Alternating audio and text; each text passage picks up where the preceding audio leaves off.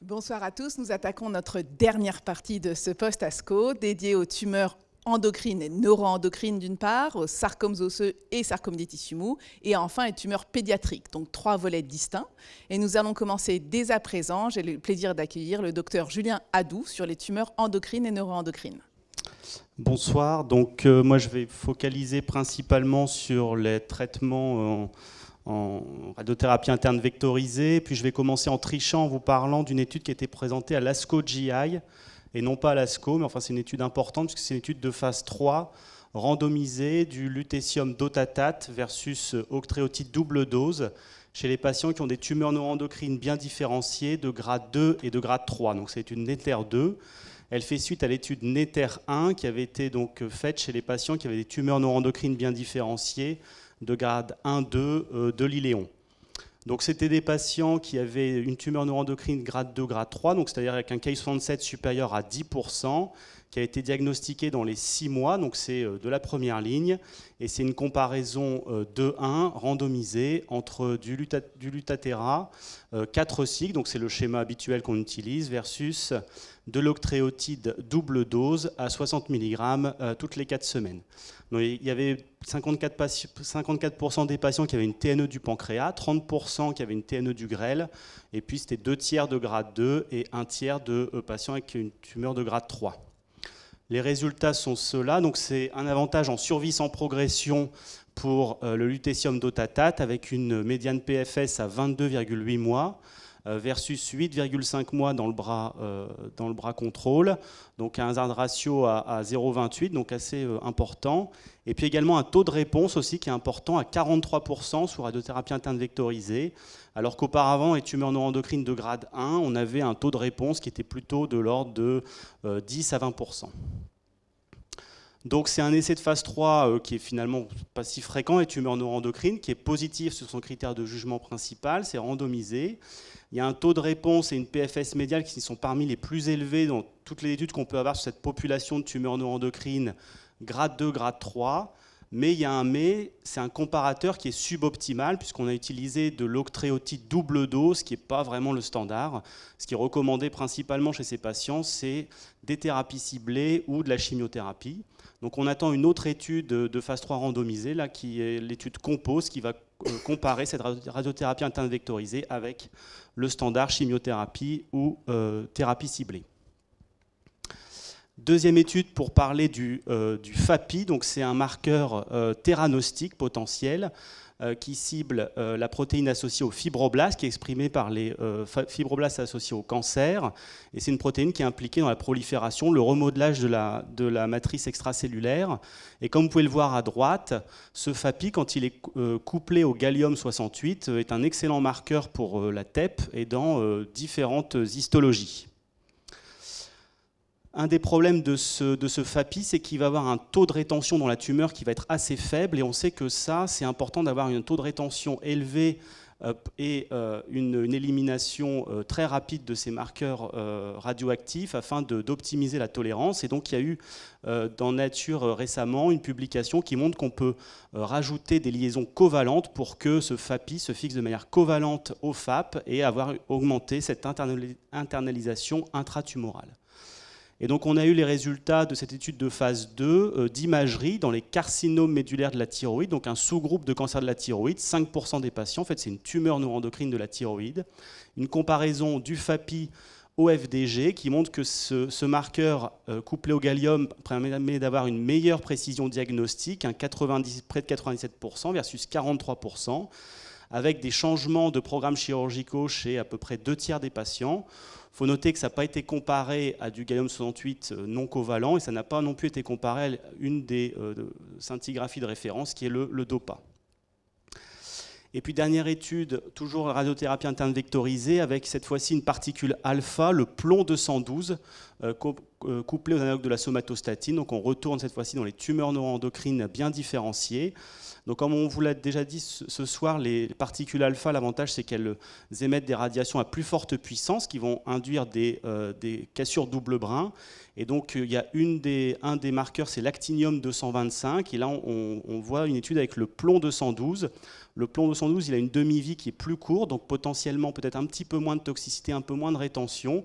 Et puis, il y a une désintégration un peu différente avec à la fois des particules alpha et des particules bêta. Donc, ça peut être intéressant pour ce traitement. Et donc là, c'est une étude de phase 2 monobras, tumeur neuroendocrine bien différenciée, grade 1, grade 2, pancréas, grêle, un peu similaire à ce qu'on a vu avant, mais plutôt faible grade. Première ligne. Et ce qui est vraiment intéressant dans cette étude, c'est le taux de réponse. Vous voyez qu'on a des taux de réponse qui sont à 57%, alors que dans cette population, comme je vous l'ai dit avant, on attend plutôt des taux de réponse de l'ordre de 20%. Donc potentiellement, la particule alpha a un intérêt plus important. Et puis des survies sans progression aussi qui sont très importantes, 74% à 24 mois, donc quelque chose qui est assez prometteur.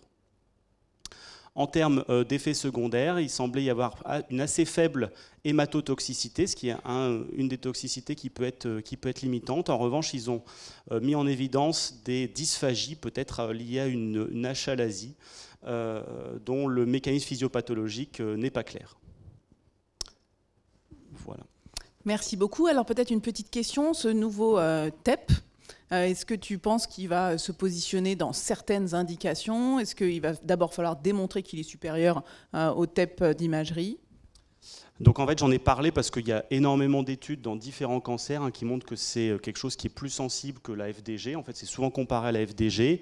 C'est couplé au gallium, mais potentiellement, ça peut être couplé ensuite au lutécium et à d'autres particules. Donc c'est potentiellement un marqueur qui va avoir un intérêt theranostique, à la fois diagnostique et potentiellement thérapeutique. Il y a déjà eu des études de phase 2, en particulier dans le cancer de la thyroïde, avec des réponses partielles de ce FAPI couplé au lutécium.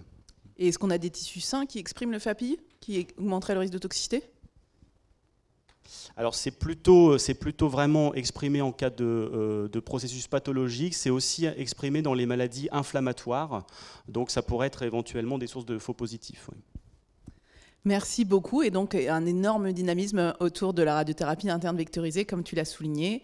Et on est heureux à Gustave Roussy d'avoir beaucoup d'essais sur ces questions-là, et notamment grâce au travail de l'ensemble du comité de pathologie neuroendocrine, mais également Désiré De Andréis, qui nous aide à compléter l'offre que nous avons d'essais thérapeutiques sur ces stratégies de radiothérapie interne vectorisée.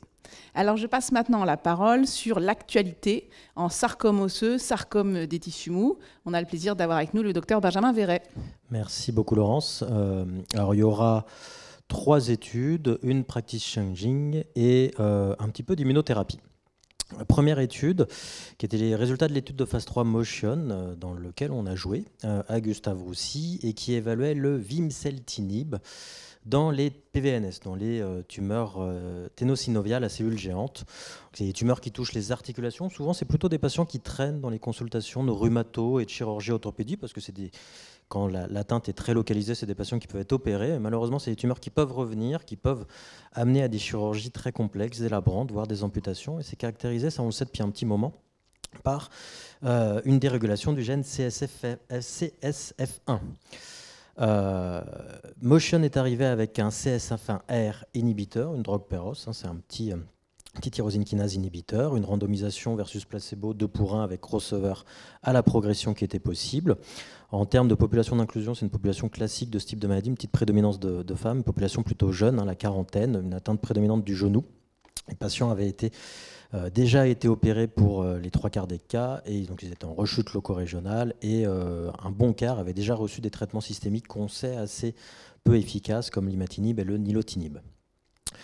Et ça répond avec un taux de réponse selon nos sacro-saints critères récistes qui est aux alentours de 30-40%.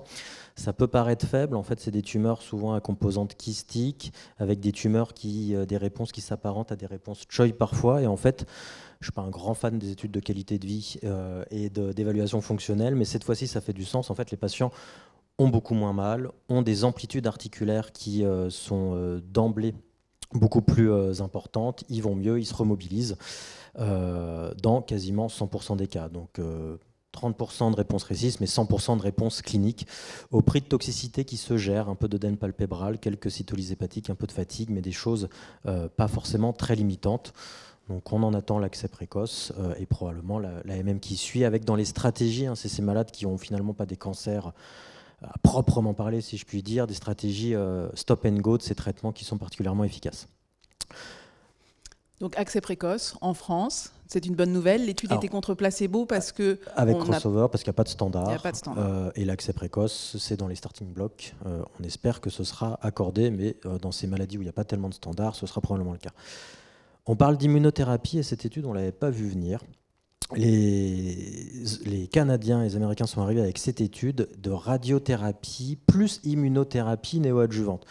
On ne rentre pas dans les détails, c'est un schéma de radiothérapie néoadjuvante plutôt classique, 50 grès en 25 fractions, et une randomisation 1 pour 1, Pimbro, 3 cures, comme toujours dans les essais de pembrolizumab périopératoire, c'est poursuivi 1 an en post-opératoire sans grand rationnel, mais bon, c'est fait comme ça. Ont été inclus des sarcomes plutôt de grade 3 dans 2 tiers des cas, une majorité de sarcomes indifférenciés, quelques liposarcomes.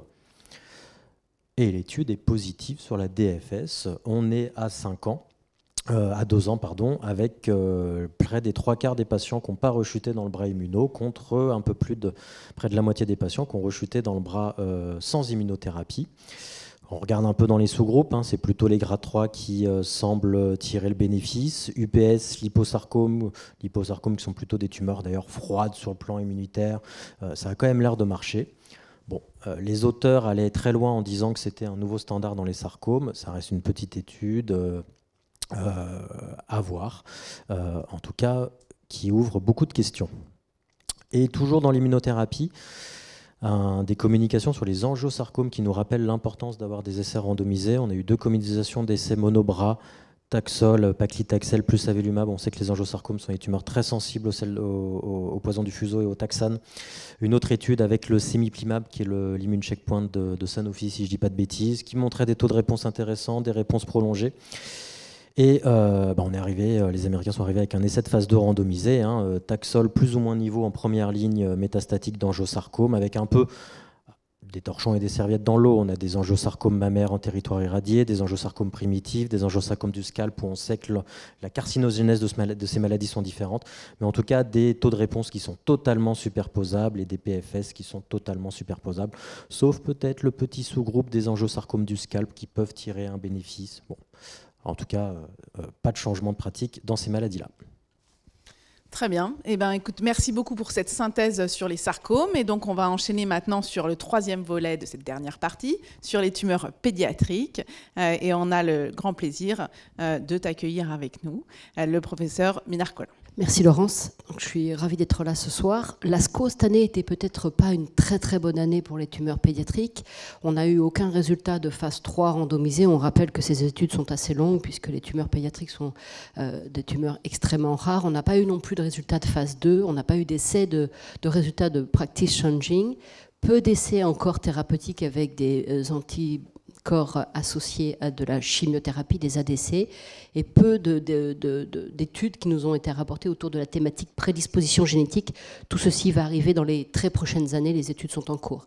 J'ai choisi ce soir de vous présenter 3 grandes thématiques qui pour nous sont importantes dans leur développement. Les biopsies liquides, vous allez voir l'exemple des ostéosarcomes, des nouveaux médicaments avec des activités tout à fait remarquables de ces inhibiteurs de tyrosine kinase thérapeutiques ciblés, des toxicités qui sont communes à celles de l'adulte et quelques spécificités en termes de toxicité pédiatrique, et puis quelques données autour des sarcomes pédiatriques et AJA. D'abord, la première partie, biopsie liquide. Nos collègues nord-américains du groupe d'oncologie pédiatrique ont rapporté une étude dans l'ostéosarcome basée sur la technique de Ultra Low Passage Whole Genome Sequencing, qui a comme intérêt donc d'avoir une faible couverture, mais d'avoir la capacité d'identifier bien les anomalies de nombre de chromosomes, les Compy Number Alteration, et donc l'aneuploïdie est l'autre qualité, d'avoir un coût qui est vraiment très faible et donc permet de quantifier la quantité d'ADN tumoral circulant par rapport à l'ADN libre. Donc ici, vous voyez la méthodologie et vous voyez ensuite l'EFS à 2 ans, la survie sans événement, chez des patients avec un ostéosarcome localisé. Et vous voyez 30% d'EFS en moins pour les patients qui ont un nombre d'ADN tumoral circulant avec un cutoff à 3%. Ça fait écho à la publication de Gustave Roussy et à l'équipe de Samuel Abou, qui avait travaillé sur la même thématique dans une autre cohorte, ostéosarcome localisé et métastatique, également avec cette technique de faible de couverture de whole génome, et qui avait également montré l'impact en multivarié de l'ADN circulant, qui est finalement maintenant, avec la réponse histologique pour nous dans l'ostéosarcome, le facteur pronostic essentiel et qui est présent dès le diagnostic. Il y a eu d'autres études qui ont été rapportées dans d'autres tumeurs pédiatriques AJA, sarcome des Ewing, gliome et neuroblastome. Et vraiment, en pédiatrie, c'est un moment important du développement des biopsies liquides dans la stratification thérapeutique et la réponse. Je voulais aussi vous parler de quelques études d'essais précoces dans les tumeurs pédiatriques. En fait, je les ai tous regroupées. Et notamment de ces thérapeutiques ciblées tyrosine kinase inhibiteurs, plus ou moins sélectifs, avec une activité remarquable du tovorafenib, qui est un inhibiteur de RAF de deuxième génération, qui a comme capacité d'inhiber RAF monomérique et dimérique, et donc de ne pas engendrer une up-régulation de la forme de BRAF Y-type. Et là, dans les gliomes de bas grade pédiatrique, un taux de réponse de 85%, mais une toxicité particulière avec un ralentissement de la croissance pour 40%, plus de 40% des enfants qui ont été inclus dans l'étude. Le mécanisme d'action est encore mal compris, une inhibition de CRAF et donc de l'action des chondrocytes. Il y a toute une question sur la récupération à l'arrêt et la taille finale de ces patients. On va en parler pour le suivi à long terme. Aussi quelques données très préliminaires de la phase 1 de l'erdafitinib, qui est un FGFR inhibiteur, de la phase 2, avec 11 patients, donc très peu de patients, essentiellement des patients de bas grade avec un gliome de bas grade ou un gliome de haut grade.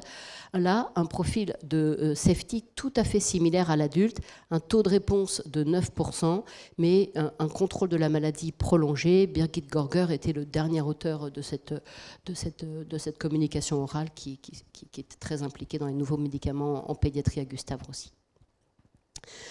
Troisième publication qui est orale de nouveaux médicaments, qui est le brigatinib, qui est un ALK inhibiteur de troisième génération et qui a comme particularité d'avoir une excellente pénétration dans le système nerveux central et qui est développé en phase 1. La partie est maintenant en phase 2. La phase 1 a été rapportée avec le brigatinib dans 3 cohortes, les lymphomes anaplasiques avec une fusion de ALK, les tumeurs myofibroblastiques inflammatoires et les autres tumeurs avec une anomalie de ALK, 10 patients rapportés à l'oral. Un profil de tolérance similaire à l'adulte, aucune toxicité spécifique et notamment pas de toxicité pulmonaire comme les adultes la connaissent. On était rassurés par rapport à cela. Et puis d'un taux de réponse tout à fait remarquable puisque 100% de taux de réponse, et notamment parmi les 7 patients avec un lymphome anaplasique, 6 réponses complètes et très rapides en quelques jours. La phase 2 est en cours. Gustave Roussy était dernier auteur et c'était le docteur Charlotte Rigaud, premier auteur et qui l'a rapporté. Et la phase 3 est en cours de structuration où on souhaite développer un essai international qui randomisera la chimiothérapie versus ce nouvel ALK inhibiteur en combinaison. Et je finirai pour les nouveaux médicaments par vous parler de l'entrectinib, qui est un PAN, NTRK et ROS inhibiteur que vous connaissez bien, qui a été développé dans les patients pédiatriques avec une tumeur extracérébrale ou cérébrale en rechute ou réfractaire. 91 patients ont été rapportés, des taux de réponse très intéressants, autour de 65% pour les tumeurs ROS remaniées, autour de 73% pour les tumeurs NTRK, des réponses qui sont vraiment durables et on en a tous l'expérience.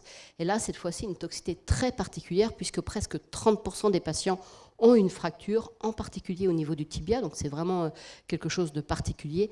Pas de difficulté excessive de consolidation et toute la question, c'est vraiment le mécanisme d'action. On l'a vu, hein, des patients qui ont d'authentiques fractures sans choc tout à fait remarquable. Et donc la compréhension et le mécanisme d'action de ces fractures est tout à fait important. Et je voulais rapporter ces études pour vous dire qu'il est essentiel pour nous, d'une part, de développer au maximum des essais de trançage, puisque le plus souvent, la toxicité et l'activité, quand la cible est commune ou la maladie est commune, est similaire à l'adulte, mais qu'il est aussi essentiel de suivre ces enfants à moyen et long terme avec ces nouveaux médicaments pour observer à court, moyen ou long terme des toxicités spécifiques. Je rapporterai juste ce qui a été le poster de Pablo Berlanga et toute l'équipe de Gustave Roussy autour de l'étude Sacha, qui est une étude en vie réelle de tous les nouveaux médicaments en France et qui va s'ouvrir maintenant à l'international. Et Pablo Berlanga a rapporté ici l'expérience avec le larotrectinib sans profil de toxicité spécifique et une activité qu'on confirme excellente dans les fusions NTRK. Et je finirai par deux choses plus cliniques.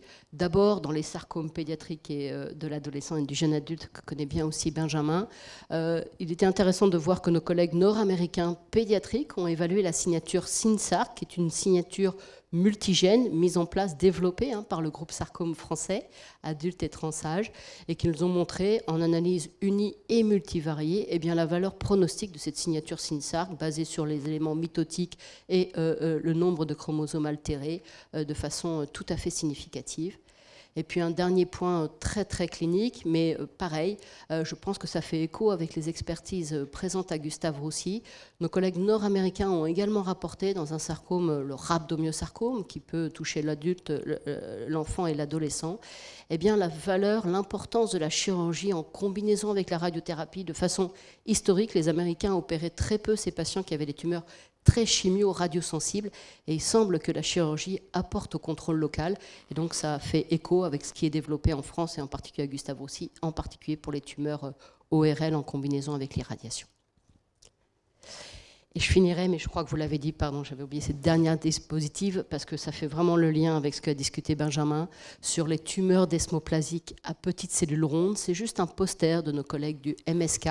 Ce sont des tumeurs qui expriment dans un certain nombre de cas HER2, et ce sont des tumeurs malheureusement de pronostic tout à fait terribles, qui touchent l'adolescent et l'adulte jeune, avec des survies très faibles.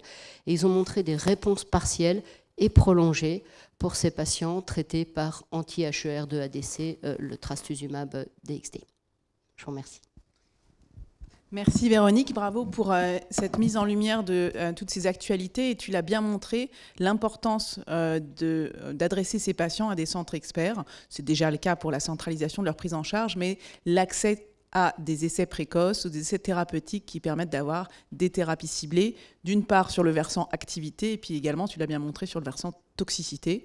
Et on a la chance à Gustave Roussy d'avoir des essais précoces, essais de nouvelles molécules pour les populations pédiatriques, donc c'est vraiment crucial. Merci Laurence. Donc merci beaucoup, je me tourne vers la salle pour regarder s'il y a des questions. Alors nous sommes parfaitement dans les temps, donc 3 choses pour finir. La première, c'est que je voulais vous remercier tous. D'une part, tous les orateurs qui ont permis de faire cette synthèse. Vous avez vu que c'était un ASCO extrêmement riche. Gustave Roussy a eu près d'une dizaine de présentations, un premier, dernier auteur. Et on était heureux de pouvoir présenter des données qui montrent le dynamisme de la France, le dynamisme des essais. Contente de voir que c'est relayé à l'international. Et on est heureux de pouvoir faire avancer comme ça la recherche dans les différentes pathologies qu'on vous a décryptées ce soir, qui changent les pratiques et on l'espère, qui vont permettre encore une fois d'améliorer la qualité de vie et l'espérance de vie de nos patients. La deuxième chose, c'est que je voulais vous remercier tous qui êtes restés ce soir. Et en particulier, je voudrais remercier l'équipe technique qui est devant moi, qui permet ces enregistrements et qui permet que vous puissiez suivre à distance ou en replay. Donc un grand merci pour votre aide. Je voudrais remercier tous les laboratoires partenaires qui sont extrêmement fidèles à ces événements, qui nous permettent de nous réunir, d'apprendre les uns des autres. Il y a beaucoup en oncologie médicale d'apprentissage d'une tumeur à l'autre. C'est une spécificité dans cette spécialité. C'est vrai chez l'adulte jeune, c'est vrai en pédiatrie, à travers toutes les disciplines. Et vous l'avez vu, un aspect extrêmement multimodal. Ça n'est pas que du traitement systémique, c'est des stratégies en tant que telles. Et on est content d'avoir ces différents plateaux à Gustave Roussy. Donc merci au soutien institutionnel de tous les laboratoires que vous voyez sur la diapositive, car c'est grâce à vous que nous sommes réunis ce soir. Et puis enfin, d'abord, on vous remercie. Voilà. Et puis enfin, je voudrais remercier tout particulièrement Audrey Péclier, qui a été aidée ce soir par Valérie pour la mise en œuvre de cette soirée. C'est bien sûr une logistique, donc merci à elle pour l'organisation. Il me reste à vous souhaiter une très bonne soirée, un bel été, et nous nous retrouvons pour notre post-ESMO dans quelques mois. Merci à tous.